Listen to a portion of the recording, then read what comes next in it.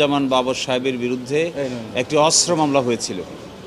এই অস্ত্র মামলা ২০ দিনের চার্জশিট হয় এবং ৩ মাসের মধ্যে তাকে ১৭ বছরের সাজা দেওয়া হয়। এই সাজার বিরুদ্ধে আপিল করা হয়েছিল। এই আপিল শুনানি অন্তে আজকে রায় হয়েছে। এই রায়ে তিনি বেকসুর খালাস পেয়েছেন। মূলত এই মামলা ওনাকে করা হয়েছিল যে কারণে, যে তৎকালীন ইমিডিয়েট মাননীয় প্রধানমন্ত্রী যিনি ছিলেন জনাব বেগম খালেদা জিয়ার বিরুদ্ধে সাক্ষ্য দেওয়ার জন্য ওনাকে বাধ্য করা হয়েছিল। তখন এই মামলা যে প্রক্রিয়ায় করা হয়েছে এটি একটি অবৈধ প্রক্রিয়ায় মামলা দায়ের করা হয়েছে। এই জন্য এই মামলার প্রক্রিয়াটাই অবৈধ ঘোষণা করেছেন।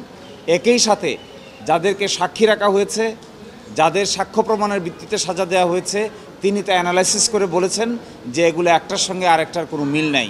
এগুলো সবই ছিল ১/১১ সরকারের কারসাজি। এবং এই রায়ের মধ্য দিয়ে ১/১১ সরকারের মাধ্যমে যারা ভিকটিম হয়েছেন তার মধ্যে জনাব লুৎফুজ্জামান বাবর ছিলেন প্রধানতম ভিকটিম।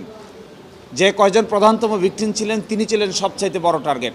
এই ১/১১ সরকারের জন্য এটিও একটি বড় শিক্ষা হয়ে থাকলো যে এইভাবে রাজনৈতিক নেতৃবৃন্দকে হ্যারাস করলে, সাজিয়ে মামলায় আসামি করলে তার শেষ পরিণতি ভালো হয় না। এবং আরেকটি কথা এখানে গুরুত্বপূর্ণ,